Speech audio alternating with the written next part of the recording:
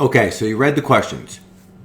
What's more important, pedaling a bike or steering a bike? Now, you cannot say they're both more important because you can only have one that's more important. This is a major takeaway, too. And I'll tell you, it's kind of funny because many of you are saying, and very intelligently saying, well, steering the bike is more important because it's a matter of where, you put this in your mind together. It's a matter of where you go that's more important than how fast you get there, right? And that's a pretty intelligent response. But stay with me for a minute here because it's also a mistake that is made so commonly again and again. And it, quite honestly, is probably one of the greater contributors to us quitting our endeavors, to stopping before we get started. So I'll tell you right now, 1,000 times over, without exception, pedaling the bike is so much more important than steering the bike. And I'm going to explain why, and I think you'll agree. And I'd love to hear your comments afterwards as well. I'm not a know-it-all, and I'm always open to learning. So if there's another take on it, I'd love for you to share your thoughts. But follow me on this.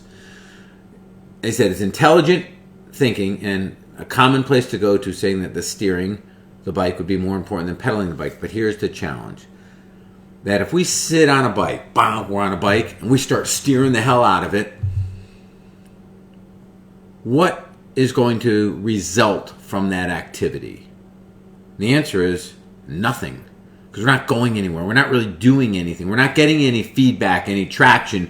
We're not building any momentum. We're not getting any results. We're not getting any direction, good or bad. All direction, whether it be good or bad, is still direction. It's feedback. It's valuable to move forward. It's equally valuable, good and bad feedback, right? Telling us exactly what we need to do to get the results we want or exactly what not to do to get the results we want. But either way, if you're sitting on your bike and all you're doing is steering it, nothing's happening. You're getting zero feedback.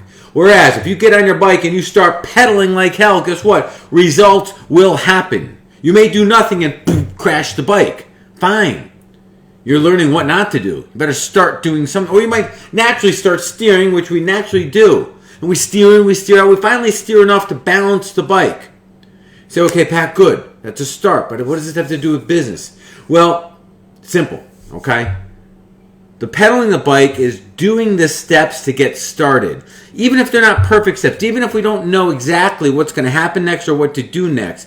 But the process of doing it will provide feedback and results. We'll start pedaling down the street. We'll be on a real bumpy road, so we'll steer off that road. Because this is not the road we want to be on. Then we'll turn down another road and be a dead end. But we get to turn in another direction because we're moving. We're pedaling. We're taking action. We're getting feedback. We're getting results, and things are happening. We're every step further. We're being provided more direction. So, although steering the bike is important, nowhere near as important as pedaling your bike. And as it applies to real life, ladies and gentlemen, whenever we look to get started, we study our asses off. We try to figure out the best case. We try to get everything perfect. We're steering the hell out of the bike, but we're not pedaling the bike. Stop steering. It will come. Start pedaling. And I'll be honest with you, when I get a little confused or lost or static, my momentum's broken, I don't look for more knowledge, more how-to. I look more to do, more pedaling. Because I know the answers, the feedback, the results will come in short order. There you have it. You guys are awesome. Thanks for listening. Peace.